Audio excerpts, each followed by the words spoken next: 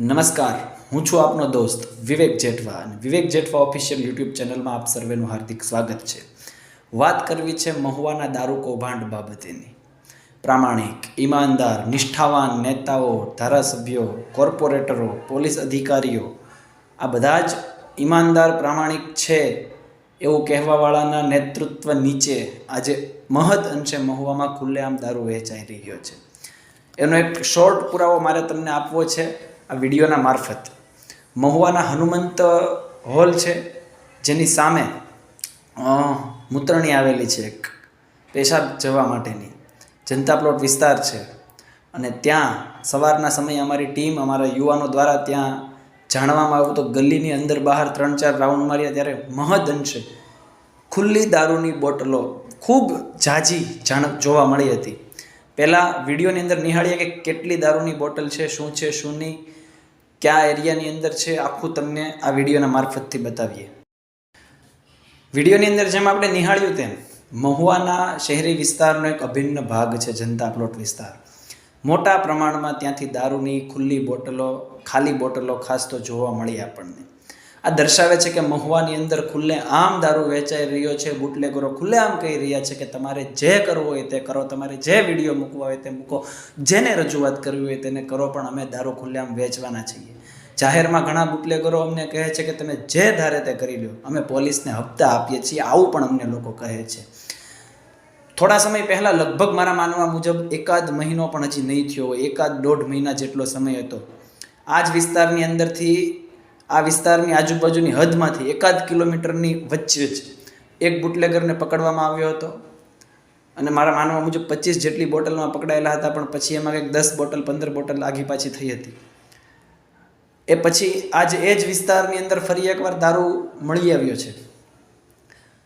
આ દારૂ કૌભાંડ બાબતે અવારનવાર નાના મોટા લોકોએ ખૂબ રજૂઆતો કરી, અધિકારીઓને રજૂઆતો કરી. આના માટે સેમિનાર પણ પોલીસ દ્વારા કરવામાં આવ્યો હતો કે દારૂ બધા મુક્તિ થાય એના માટે અમે સંપૂર્ણ બધા પ્રયત્નો કરીશું, આવું ઘણા બધા લોકો દ્વારા કહેવામાં આવ્યું હતું.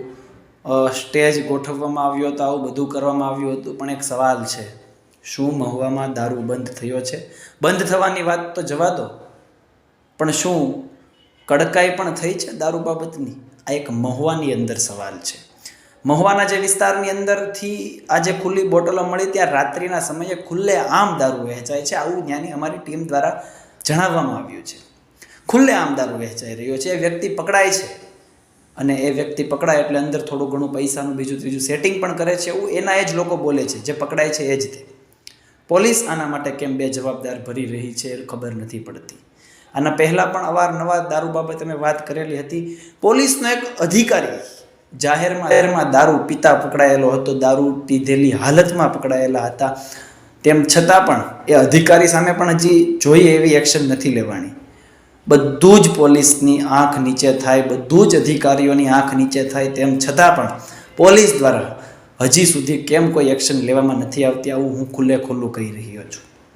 વારંવાર અમે રજૂઆતો કરી છે, અમે ફોન કરીએ છીએ ત્યારે દારૂ 100% કોઈના કોઈ અધિકારીઓ એક્શન લઈને પકડે છે, પણ અમે કહીએ ત્યારે જ કેમ તમારી આંખ નીચે આ બધું થાય છે? અરે તમારા અધિકારીઓ ઘણા બુટલેગરોને એવું કહે છે કે આ વિસ્તારની અંદર તમે દારૂ નહીં વેચતા, ભલે અમને હપ્તો આપો છો, અને એવી રજૂઆત પાછા એના બુટલેગરો અમને કહે કે અમે પૈસા આપ્યા કાઢવા પછી પણ અમને કહે છે કે તમે દારૂ બંધ કરી દો કેમ કે બીજો વ્યક્તિ વધારે હપ્તા આપે છે. આવું બુટલેગરો દ્વારા અમને કહેવામાં આવે છે, સૂચનો આપવામાં આવે છે. આજ સુધી નથી બોલ્યો, પણ આજ એટલા માટે બોલવું પડે છે કે હવે હદ થઈ ગઈ છે. અવારનવાર વિડીયો મૂકવામાં આવે છે, અવારનવાર અધિકારીઓને રજૂઆતો કરવામાં આવે છે, બહેનો દ્વારા રજૂઆતો કરવામાં આવી, કોંગ્રેસ પક્ષ દ્વારા રજૂઆતો કરવામાં આવી, મારા ભાઈબંધ વિજય બારિયા દ્વારા રજૂઆત કરવામાં આવી, અનેક રજૂઆતો થઈ, અનેકવાર વિડીયો મૂકાણા, પણ આજ દિન સુધી પોલીસ દ્વારા કોઈ એક્શન લેવામાં નથી આવી. જોઈએ એવી કડકાઈ ભરી એક્શન લેવામાં નથી આવી. ઉલટાનું ત્યાંથી એવું કહેવાય છે કે સેક્શન ભરીએ છીએ ને એટલે તમારે થાય તે કરી લેજો, આવું બુટલેગરો અમને કહે છે. અમે તો અમારા જીવના જોખમે આ બધી વસ્તુ બનાવીએ છીએ, વિડીયો મૂકીએ છીએ. તમે તો અધિકારીઓ છો, તમારી પાસે તો તાકાત છે, પાવર છે. રોજ તમે અમુક એરિયામાં ખુલ્લેઆમ વહેંચાઈ રહ્યો છે, ત્યાં એક રેડ પાડો ને, ધારો એટલો દારૂ મળે એમ છે, ધારો એટલા લોકો બુટલેગરો પકડાય એમ છે. જો એના ઉપર કડકાઈ થાય, જો યોગ્ય એની ઉપર કાર્યવાહી થાય ને, તો આજે ખુલ્લેઆમ દારૂ વહેંચાઈ રહ્યો છે, પોલીસના ડર વગર જે શાસન ઊભું થઈ રહ્યું છે ને, આ બંધ થાય. પ્રામાણિક ધારાસભ્યની વાત થઈ. શું પ્રામાણિક છે સાહેબ? અત્યાર સુધી તો ખૂબ દબીને રાખ્યા હતા બધાને કે ભાઈ નથી બોલવું, આજ સુધરશે, કાલ સુધરશે. પ્રમદી મહુવાની હાલત જે કફોડી થઈ રહી છે, નાના નાના યુવાનોને નાની નાની બોટલો વેચીને જે ઉદ્યોગના રવાડે ચડાવે છે, કાલ બંધ થશે પણ બંધ નથી થતું. બોલવું એટલા માટે પડે છે કે સત્તામાં છો, પંચાયતથી પાર્લામેન્ટરી સુધી સરકાર છે, એક રજૂઆત કરો ને સાહેબ, ત્યાં બધું બંધ થઈ જાય. પણ કોઈની નિયત નથી. ઉલટાનું અમે બોલીશું ને તો કાલ અમારા ઉપર પ્રેશર કરાવડાવશે કે આ કેમ મારી વિરુદ્ધ બોલ્યો. અરે હું ખોટું બોલ્યો છું ભાઈ? હું ખોટું બોલું છું? હું સત્યની સાથે વાત કરું છું, વાસ્તવિકતા કહું છું. જો એક્શન લેશો તો તમારું જાહેરમાં સન્માન અમે કરવા માટે તૈયાર છીએ, જાહેરમાં સન્માન કરીશું. કોઈ અમારા દુશ્મન નથી, પણ એક્શન તો લેવડાવો, અધિકારીઓને કડકાઈ તો કરાવો. કે પછી તમારા વહેંચે છે એવું છે કે શું છે એ તો જરાક જોવો. ખૂબ ગંભીરતાપૂર્વક આજે વિડીયો મૂકું છું. આજે ગુસ્સો પણ ખૂબ બધા જ જગ્યાએ આવે છે, પણ કોઈ એવો પાવર્સ નથી કે અટકાવી શકીએ. બસ આ એક સોશિયલ મીડિયા અમારી તાકાત છે. આના મારફતથી જેટલું થઈ શકે એટલું સામાન્ય લોકો સુધી સત્ય વાત પહોંચાડી રહ્યો છું. કાલ શું થાય એની ખબર નથી, કાલ શું મારું થવાનું છે મને ખબર નથી. કેમ કે હવે તો મસ્ત મોટા રાજકારણીઓ મારા વિરોધમાં આવેલા છે. મસ્ત મોટી તાકાતવાળા લોકો જેને દારૂ બંધ કરાવવામાં તાકાત લગાવવી જોઈએ એ મને ચૂપ કરાવવા માટે તાકાત લગાવવા જઈ રહ્યા છે, એવા મને પૂરતા સમાચાર મળી રહ્યા છે. આના પહેલાં પણ કહ્યું હતું કે ધારાસભ્ય નવા, સમસ્યા એની એ જ જૂની. ત્યારે પ્રેશર આવ્યું હતું. આજ બોલ્યો છું, પાછું પ્રેશર આવશે, પણ હવે પાછી હટ નથી કરવાની. એ જ વ્યક્તિ મારો કોઈ દુશ્મન નથી, કોઈ જાહેર જીવનનો કોઈ વ્યક્તિ મારો દુશ્મન નથી. પણ ચોક્કસ જે ખોટી પ્રવૃત્તિઓ થઈ રહી છે, ભ્રષ્ટાચાર મારો દુશ્મન છે. દારૂ જાહેરમાં વેચાઈ રહ્યો છે, આ યુવાનોને ગેરમાર્ગે જે લોકો દોરે છે એ મારા ચોક્કસપણે દુશ્મન છે. વિનંતી કરું છું બધા જ લોકોને કે આ વિડીયો વધુમાં વધુ શેર કરજો, સામાન્ય જનતા સુધી શેર કરજો. અને જો દરેક સામાન્ય જનતા સુધી આ વિડીયો પહોંચે તો મારી વિનંતી છે કે હવે જાગૃત થઈ જાજો. તમારા વિસ્તારની અંદર જે કોઈ બુટલેગરો દારૂ વેચે, અમે કોમેન્ટ બોક્સની અંદર અમારો વોટ્સએપ નંબર મૂકીશું, અથવા તો અમે ઇન્સ્ટાગ્રામની અંદર, ફેસબુકની અંદર ક્યાંક ને ક્યાંક સક્રિય છીએ. મેસેન્જરની અંદર અમારી આઈડીમાં વિડીયો મોકલો. અમે કામ કરવા માટે તૈયાર છીએ, આ લોકોને ઉજાગર કરવા માટે તૈયાર છીએ. કદાચ આમાં બલિદાનની શરૂઆત જો મારાથી થાય તો હું તૈયાર છું. પણ હવે આ લોકો જે મસ્ત મોટો બિઝનેસ કરી રહ્યા છે ને, બંધ કરાવવો ખૂબ જરૂરી છે. મહુવાની હાલત દિવસે ને દિવસે કફોડી બનતી જઈ છે. બાંધણો રોજ ઉઠીને બને છે, ગામડાઓની અંદર માથાકૂટો થાય છે.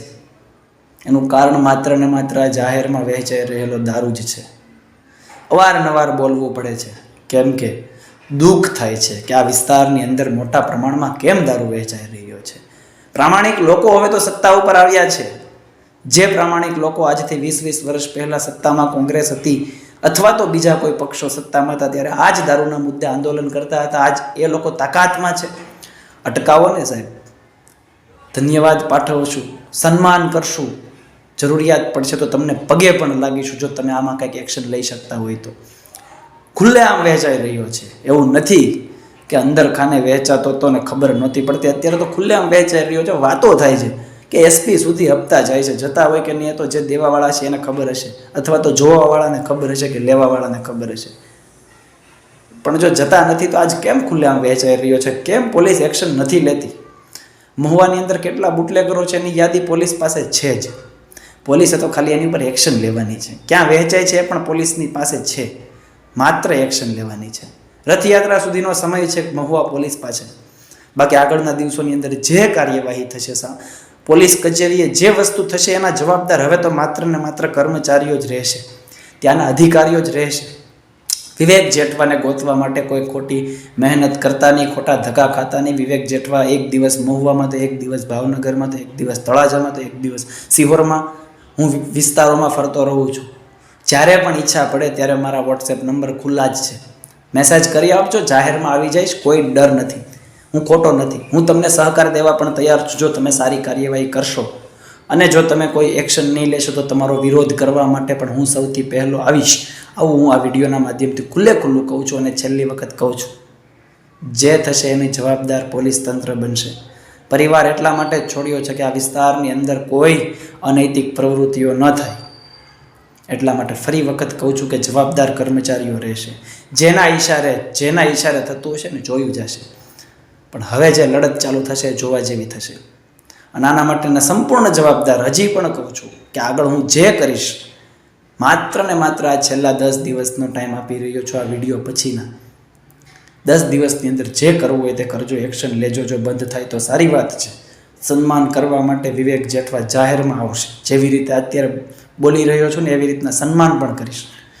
પણ જો એવું નહીં થાય તો એના માટે જે હવે આગળ થશે એના માટેના જવાબદાર તો ખુલ્લે ખુલ્લું કહું છું કે કર્મચારીઓ જ રહેશે. નમસ્કાર.